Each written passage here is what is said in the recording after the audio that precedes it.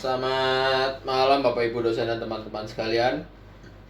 Hari ini saya Krisna Tasyono dari Prodi Manajemen Angkatan 2019 akan membagikan pengalaman saya melakukan trading di toko kripto yang dimana sudah saya lakukan sekitar 2 minggu yang lalu. Nah, hari ini tujuan saya membuat video ini adalah memberikan edukasi kepada para orang awam yang dimana ingin melakukan trading tetapi bingung untuk melakukan tradingnya di mana dan bagaimana melakukannya. Nah, ini di sini saya akan memberikan pengalaman saya melakukan trading di toko kripto menggunakan 3 indikator. Yang pertama MACD, lalu yang kedua ada Bollinger Bands, yang ketiga adalah distribusi dan akumulasi.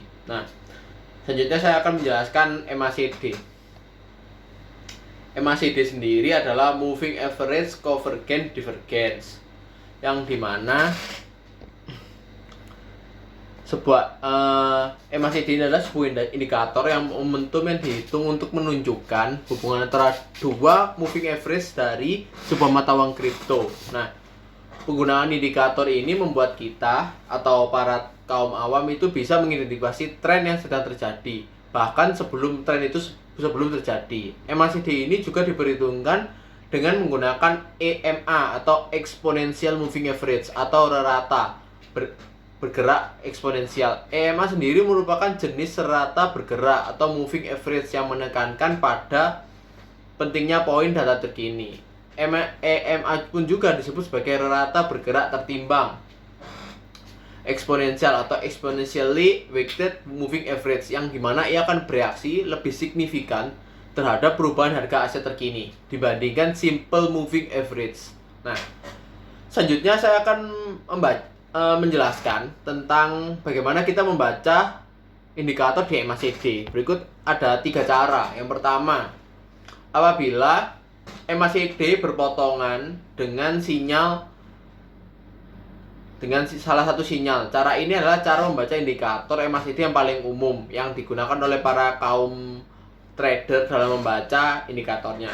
Nah, hal ini bisa kita lakukan ketika garis MACD memotong dan berada di atas garis sinyal. Maka akan ada 2 kesimpulan. Yang pertama, apabila garis MACD memotong di atas garis sinyal, berada di atasnya, maka grafik menunjukkan prediksi bahwa harga akan menaik. Nah, itu kondisi yang paling pas untuk kita melakukan penjualan. Nah, apabila garis MACD memotong garis sinyal yang berada di bawah garis sinyal, hal tersebut merupakan tanda atau sinyal untuk beli atau titik beli dan sebaliknya. Yang selanjutnya adalah cara kedua, apabila garis MACD memotong 0. Ketika nilai MACD memotong dan ada di atas titik 0, menunjukkan adanya momentum trend atau strong bullish, yang berarti harga aset akan mengalami penaikan karena berada di atas, dan dapat dikatakan ada momentum uptrend di sini. Dan begitu juga sebaliknya. Apabila garis MACD bergerak ke atas namun masih berada di bawah titik 0, hal ini berarti harga aset akan mengalami kenaikan namun belum bisa dipastikan ataupun belum bisa dikatakan bullish karena masih ada kemungkinan harga akan mengalami kenaikan. Berbeda cerita apabila garis MACD berada di bawah garis 0, berada di bawah titik 0, yang artinya ini mengindikasikan akan menunjukkan adanya momentum uptrend atau strong bullish. Hal yang sama pun berlaku apabila sebaliknya. Lalu ada yang ketiga adalah MACD histogram. Apabila garis histogram berada di bawah 0 lalu mengecil dan menuju atas, atau artinya harga akan mengalami kenaikan, dan sebaliknya. Histogram juga digunakan sebatas untuk memprediksi pergerakan harga aset saja. Nah, selanjutnya saya akan menjelaskan indikator kedua, yaitu indikator accumulation dan distribution atau akumulasi dan distribusi. Indikator ini biasanya itu digunakan untuk menganalisa, yang dimana beberapa orang melihatnya dari segi volume dan yang secara esensinya didesain untuk mengukur permintaan dan penawaran yang mendasarinya. Indikator ini mencapai tujuannya dengan mencoba untuk menentukan apakah para trader sedang mengakumulasi atau kata lain sedang membeli banyak-banyak pembeli, atau sedang mendistribusi atau banyak yang sedang banyak menjual. Nah, ini dapat kita dapat dicapai dengan melakukan plot sejumlah volume arus uang dari setiap periodenya.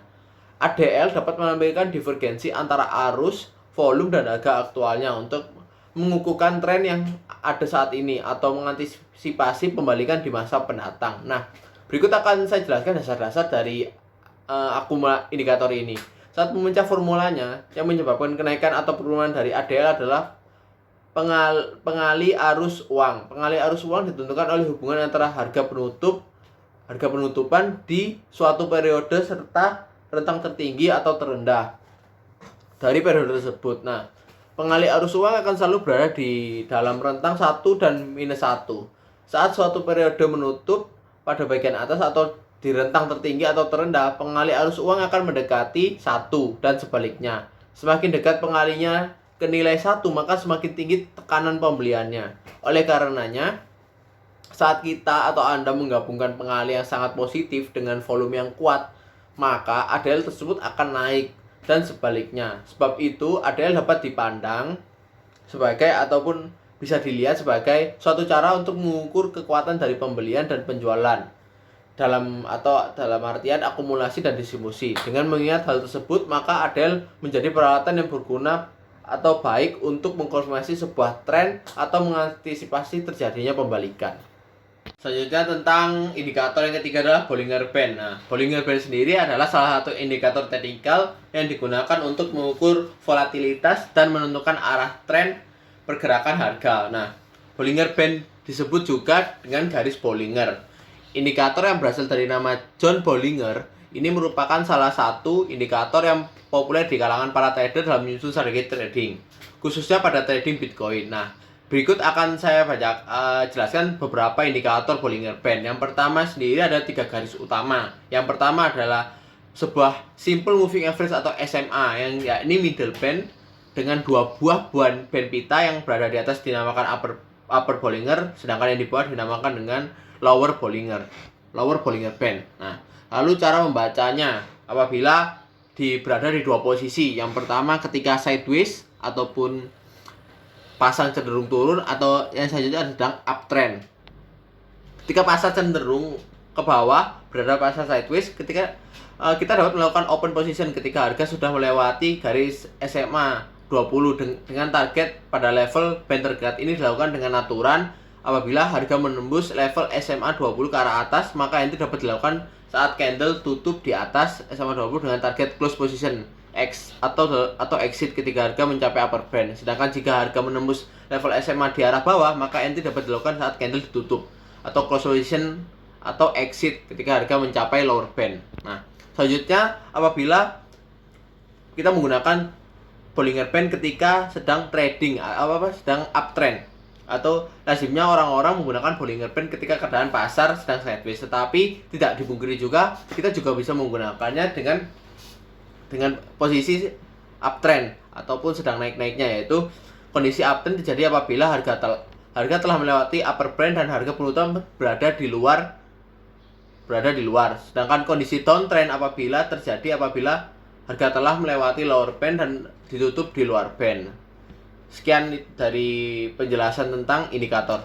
Nah, di sini saya akan tunjukkan hasil analisis saya kemarin minggu lalu menggunakan di koin Algo, yang dimana indikator paling atas Bollinger Bands. Nah, Bollinger Bands cukup lebih mudahnya kita lihat di candle merah. Apabila candle merah ini dipotong oleh garis ungu, dan setelah dipotong garis ungu dibarengi oleh munculnya candle hijau ini, berarti harga itu akan naik, dan begitu juga sebaliknya. Apabila kita lihat dari MACD, grafik MACD ini, kita hanya perlu fokus dari garis birunya. Garis birunya itu datang dari atas ke bawah memotongnya, ataupun dari bawah ke atas. Apabila dari atas ke bawah, berarti harga itu akan turun. Nah, apabila dari bawah ke atas, berarti harga itu juga akan naik.